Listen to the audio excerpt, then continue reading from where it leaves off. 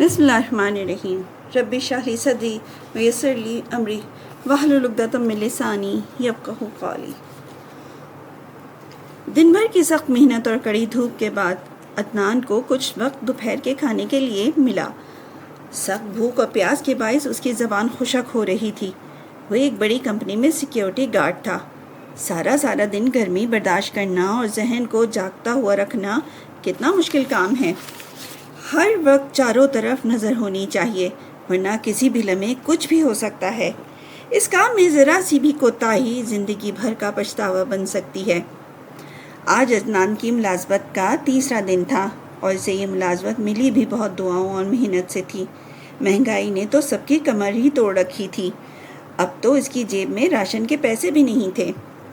عدنان کو دفتر کے ایک افسر نے اشارہ کر کے کہا کہ تم IT روم میں جا کر سکون سے کھانا کھا لو۔ عدنان اپنا کھانا گرم کر کے IT روم میں چلا گیا۔ وہاں ایک بڑی TV اسکرین لگی ہوئی تھی جس پر دفتر میں لگے سارے کیمروں کے مناظر نظر آ رہے تھے۔ یہ ان مناظر کو دیکھ رہا تھا اور ساتھ ہی گھر سے لائے ہوئے چنے کی دال سے لطف اندوز ہو رہا تھا۔ ایک دم سے نوالا اس کے منہ میں جاتے جاتے رک گیا اور اس کا اٹھا ہوا ہاتھ ہوا میں ساکت ہو گیا۔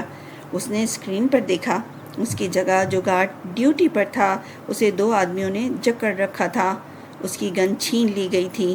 عدنان نے فوراً الارم کا بٹن دبا دیا اور اپنی گن سنبھال کر کمرے سے باہر نکلا۔ 2 ڈاکو اندر کارکنوں سے نقدی اور موبائل فون جمع کر رہے تھے۔ اس نے ایک ڈاکو کی ٹانگ پر گولی ماری۔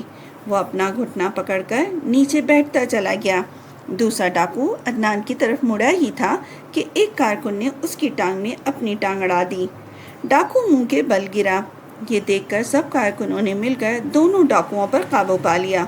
عدنان فوراً باہر نکلا۔ گولی کی آواز سن کر باہر موجود دونوں ڈاکو گارڈ کی گن لے کر فرار ہو رہے تھے۔ ایک ڈاکو پہلے ہی گاڑی میں بیٹھا ہوا تھا۔ عدنان نے ایک فائر گاڑی کے ٹائر پر کیا۔ گاڑی ناکارہ ہو چکی تھی۔ عدنان نے تینوں کو سنبھلنے کا موقع ہی نہیں دیا۔ گن سے نشانہ لے کر انہیں ہتھیار زمین پر ڈالنے پر مجبور کر دیا۔ اس طرح عدنان کی حاضر دماغی اور بہادری سے 5 ڈاکو گرفتار کر لیے گئے۔ عدنان کو کمپنی کی طرف سے نقد انعام اور تعارفی سرٹیفکیٹ دے کر اسے اپنی مستقل ملازمت میں لے لیا۔